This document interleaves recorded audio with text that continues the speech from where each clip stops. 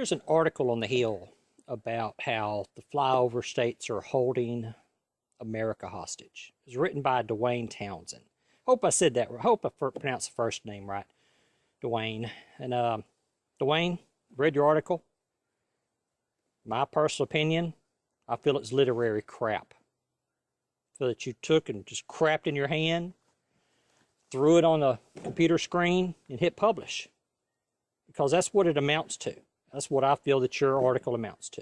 It's filled with buzzwords, dog whistle words, and blaming middle America, the flyover states, which are the states in the middle of the United States that people fly over. It's not that y'all actually visit the states, do you? Or get to know the people there.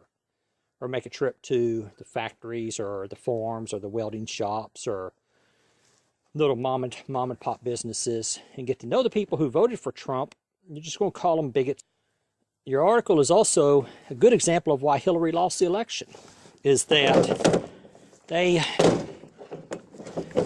instead of addressing the issue, the chain on chainsaw is a little loose. So while we're sitting here talking about your, what I feel is your literary crap, we're going to talk. The article on the Hill is a good example of why Hillary lost. Rather than addressing the issues that people want to talk about, you're just going to insult them.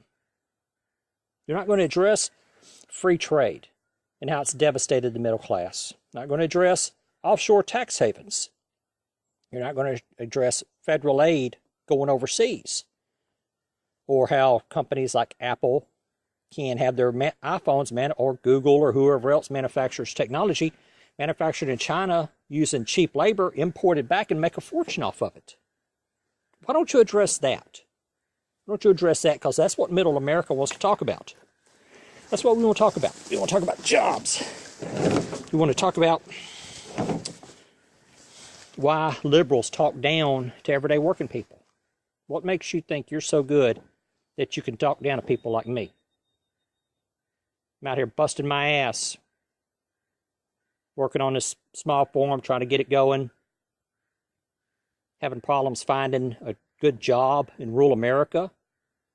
But you don't address the problems facing people like me, do you? You want to call me names, like bigot. And I'm not a bigot. I'm far from a bigot. Jesus taught us, instructed us, told us to love our neighbor. Told us to love our neighbor. I feel that part of the New Testament that says that part about gays being an abomination is a holdover from the Old Testament. It is not the teachings of Christ. The teachings of Christ say to love your neighbor. There's no ifs, ands, buts, nothing. So, Duane, maybe you should go to church a little bit. Sounds like you may need some religion in those articles of yours.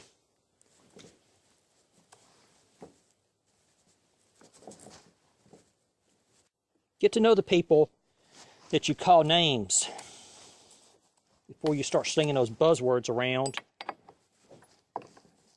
because that's what cost Democrats the election, is those buzzwords, dog whistle words, deplorables, bigots, racist, which is furthest from the truth. Furthest from the truth.